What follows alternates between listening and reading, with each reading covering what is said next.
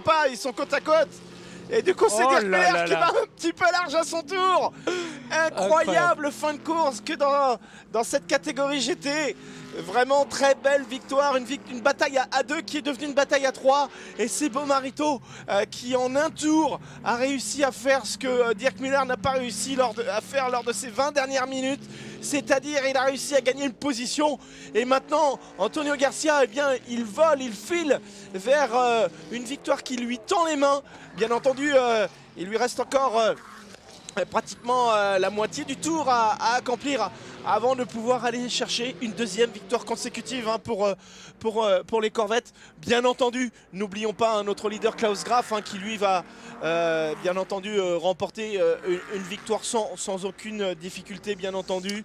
Sans aucune difficulté, mais il faut noter qu'il a fait un meilleur tour que notre ami Lucas Lohr en 1,53,7.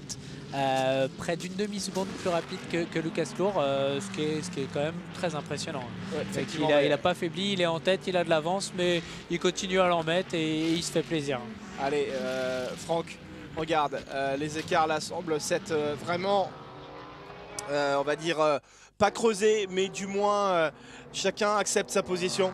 Et je sais pas, là j'ai l'impression que dans la Viper on est chaud là du côté de chez Bomarito et qu'on aimerait bien aller trouver une petite victoire là. Mais bon, il reste pas beaucoup de temps. Il reste pas beaucoup de temps. Pourquoi pas voir une fin de course à ce moment-là, comme à Mosport, où justement la Viper était revenue extrêmement fort sur Oliver Gaviria, sur Tommy Milner. On avait eu une fin de course entre Farnbarer et Tommy Milner absolument fantastique. Victoire pour Klaus Graf au passage.